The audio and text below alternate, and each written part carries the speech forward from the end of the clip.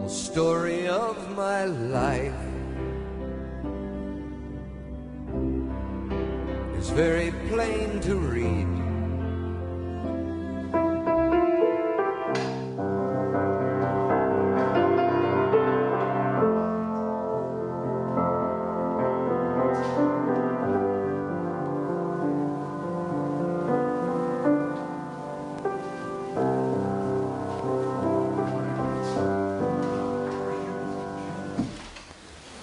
I'm Emily Lilly, the president of the Deerfield Beach Historical Society. The song that I was playing is my favorite Neil Diamond song called The Story of My Life. It tells the story of how Neil changed his life from something that was not positive, but turned it into positive.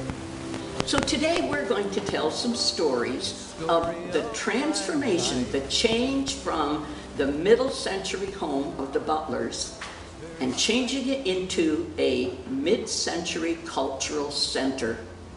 And with us today are some workers who will help make that change and tell a story.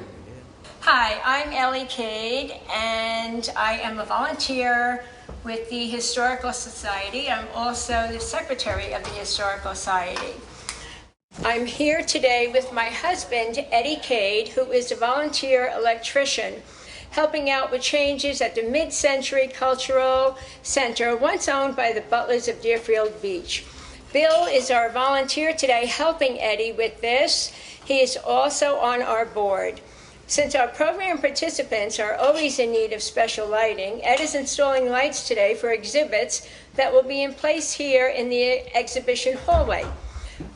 Be watching for news about our next exhibit, which will feature a collection of vinyl records of the 50s and 60s, unforgettable music recorded on vinyls, love songs, rock and roll, Elvis, country, and lots more. Stay tuned.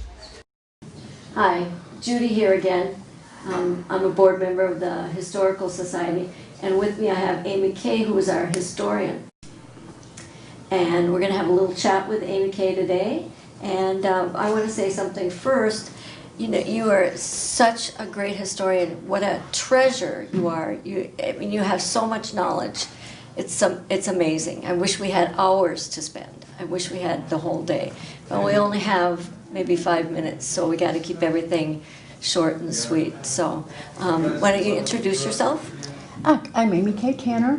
I was born and raised in Deerfield and love it still. My family came here in 1920 when my dad was 9 years old. Wow, that's amazing. Yeah. His father's sister, Letty, which came already, she married Clint Stewart, who was one of our first lawmen in the area.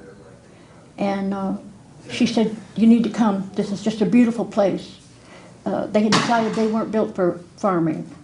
So they came down here. My grandfather was a carpenter. And my father became a carpenter.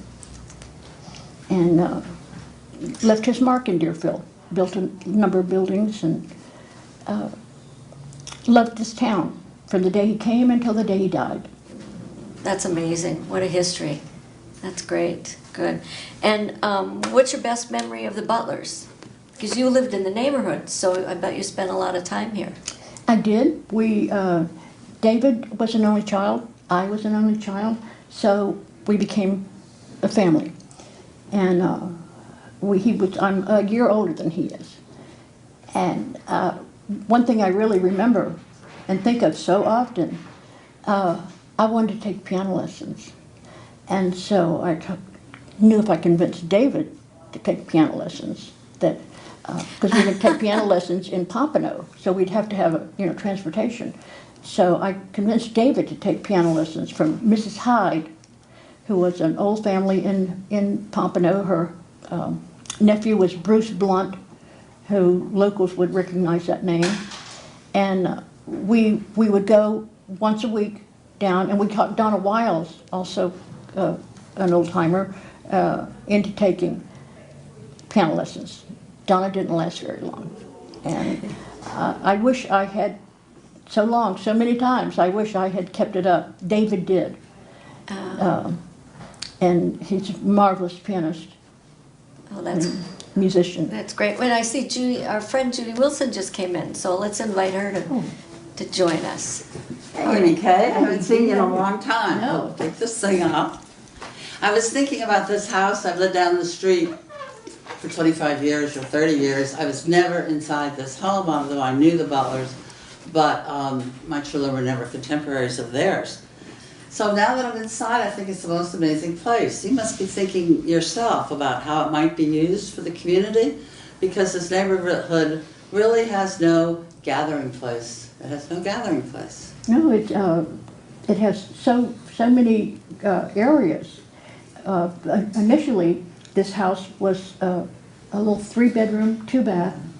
I mean, that was the outside window, and I see the original footprint. And then they built this, and then this, and it was like, you know, every few years Martha would add another section. And I guess she had a lot more room. She could have gone on and on. Lucky for us. Yeah. Yeah, but it's a great gathering place for meetings, clubs, exhibits, speakers. David was so kind to leave his piano here. Concerts, and this is a lovely place, and I'm so glad it's ours. Excellent, very good. Nice chatting with you, and thanks so much for joining us, Judy. It's a pleasure. And I think I hear something calling in the other room now, so we gotta go. Hi, I'm Debbie Rollo, and welcome to Studio A. This is where the music and the magic and the art begins. We introduce children to great composers, great artists, and all because of the kind contributions from the Cultural Committee and the love of art and music. And I'd like to introduce you to Gabriella, who is the art teacher. Here you go, Gabriella, take it away. Thank you, Debbie. Hello, everybody. And hi again. I wanted to show you some of our example we did for the artwork. This is Vincent van Gogh, and our children were listening to Jean Sibelius for the classical music, and they created their own style of, their own view of the story Night from Vincent van Gogh. The interesting part of our program is that we do put the composers and the artists together. We find similarities they're having. So both artists, they were actually from the northern part of Europe, and they went both to England. They were about the same time. And while we are painting, we actually are listening to the classical music, which is very, very relaxing, and the children really love it. So our age group is from middle school, most of them. If we have open spots, we're going to take elementary schools, 5th grade, or high schooler. And the best part of the program, thanks to Culture Committee, the children, they come here for free, and we get everything for them here.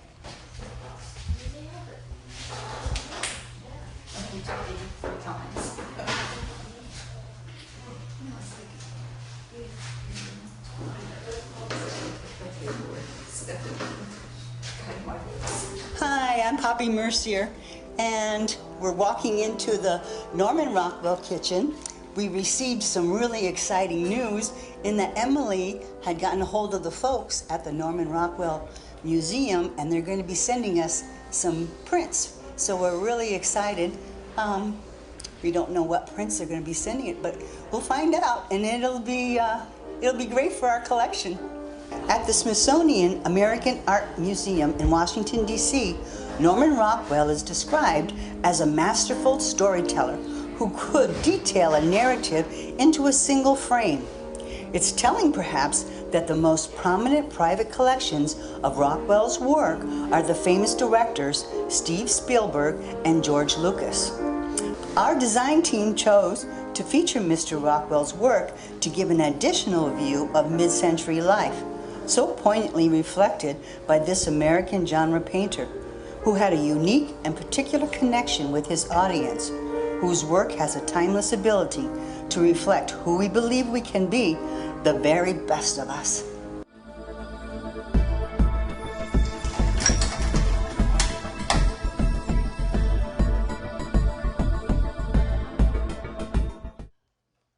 Well, looks like everything is coming together as we hoped. And now we can look forward to next week, and where we're going to have Charles Colello and his wonderful wife, Clay, and they're going to be Zooming with us in the Cultural Center and him in his home, not too far away, where we're going to be talking about his book, which is Another Season, as his life and his memoirs with the Jersey Boy and all of the incredible things that he's done since then. So we're looking forward to it, and I hope you are too.